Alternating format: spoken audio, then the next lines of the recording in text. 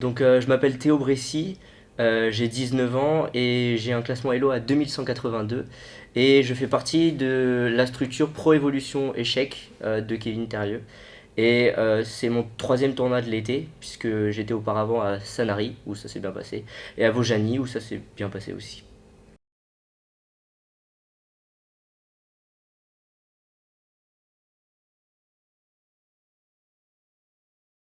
Tout à fait. Donc je suis arrivé, je pensais jouer un plus faible Elo et en fait je vois que je joue Mayorov donc d'abord je suis pas très content. Et en fait, je me dis, bah, c'est une opportunité, de l'expérience, éventuellement, si tu fais une perf, c'est génial et tout. Bah, voilà, je m'installe, la partie commence. Je fais une italienne avec Détroit, et en fait, c'est la première fois que je joue cette ouverture, vraiment. Ça se passe pas forcément très bien. Je suis moins bien au sortir de l'ouverture. Et puis, il va commencer à jouer une série de coups incohérents qui vont me permettre de gagner de l'espace. Et ça prouve vraiment à quel point les grands maîtres qui enchaînent les tournois peuvent être fatigués. Et finalement, c'est peut-être le meilleur moment pour les jouer la première ronde. Et, euh, et en fait, à ce moment-là, je joue un coup et je me dis, ok, s'il joue ça, j'ai cette tactique simple qui gagne un pion, voilà, bon, mais bon, il va jamais jouer ça. Et il joue le coup en question. Surprise, je vérifie 5 ou 6 fois. Finalement, je prends le pion, donc j'ai un pion de plus.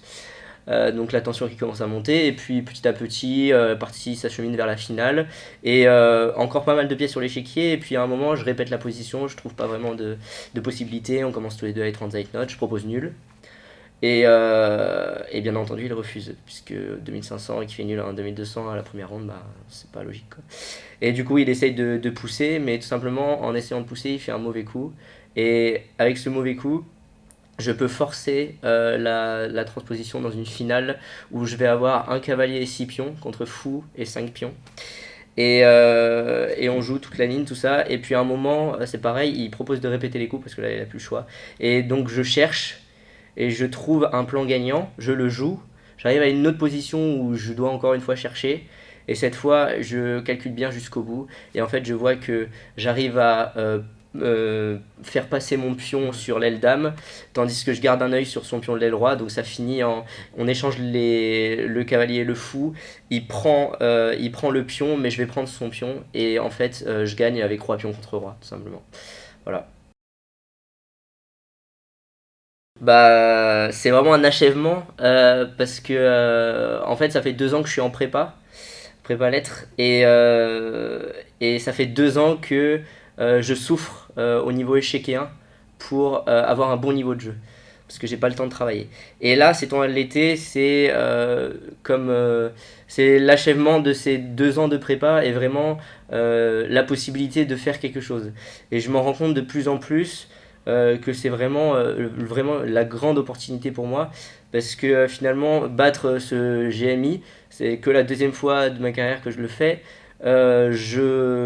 Première fois de ma vie que je bats un 2500.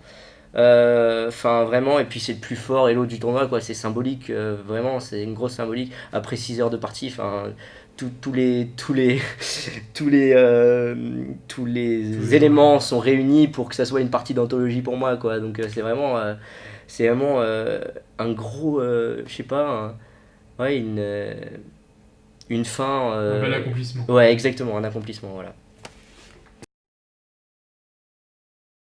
Bah en fait, il fut un temps pas si lointain, il y a 2 ans, où je battais un fort joueur. Et derrière, je considérais que mon tournoi était fini, que j'avais rempli ma mission, que voilà, c'était super. Et du coup, je faisais plus rien du tournoi. Et depuis un an environ, j'ai changé de philosophie. Je me suis dit, faut vraiment que tu prennes les parties les unes après les autres, mais pas faire semblant de les prendre. Pas tes parents, ils te disent, ah, il faut que tu prennes les parties les unes après les autres, et tu dis, oui, oui, c'est bon, je vais le faire. Et tu le fais pas. Et en fait, je prends les parties les unes après les autres. Je me dis, il faut pas que je joue bien, il faut que je joue aux échecs et on verra qui c'est des deux joueurs qui jouent le mieux aux échecs, tout simplement. Voilà. Et du coup, là, mes objectifs, là, je vais encore te faire une perf. Je suis un peu renseigné sur mon niveau de jeu, quoi. Il est vraiment bon. Et je me dis, mes objectifs, c'est vraiment de continuer. Là, demain, il y a une partie. Bah, Ça va être une partie comme les deux précédentes où il va falloir se battre pour aller accrocher ne serait-ce qu'un demi-point. Et voilà, et petit à petit continuer. Et puis, comme dirait l'autre, c'est à la fin du village qu'on compte les maisons, on verra le nombre de points à la fin, quoi. Voilà.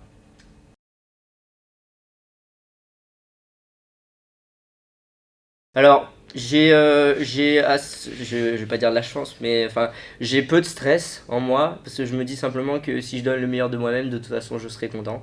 Que si je fais pas d'erreur dans la partie, mais que l'adversaire joue mieux que moi, bah j'y peux rien. Et c'est vraiment quand je fais des erreurs que je suis pas content de moi. Et par exemple, pour la partie contre Mayorov, donc au début, j'étais pas content et après, ça allait. Parce que je me suis dit, tu n'as rien à perdre, voilà. Et par exemple, pour la partie de ce matin, je me suis dit, euh, c'est faisable, encore une fois. De toute façon, dans ce tournoi, tout est faisable, c'est ça qui est bien. Et je voyais l'attitude de mon adversaire sur l'échiquier, là, juste après cette ronde. Et je sentais, je sentais une certaine. L'inverse de l'aisance psychologique, quoi. Ça allait vraiment pas. Et au moment où la position est égale, il est pas bien psychologiquement. Et je pense que c'est un, quelque chose d'important que cet impact psychologique que les joueurs ont sur la partie. Parce que moi j'étais bien à la table, bien concentré, je jouais de bons coups je savais ce qu'il allait jouer après. Donc vraiment, j'avais un gros ascendant psychologique et c'est ce qui a fait qu'il a tenté tel truc et que rien ne marchait et que finalement la partie s'est révélée assez simple, quoi. Donc vraiment c'est important de croire en ses capacités et de se dépasser pour être mieux psychologiquement que l'adversaire. Parce que c'est déjà un gros atout.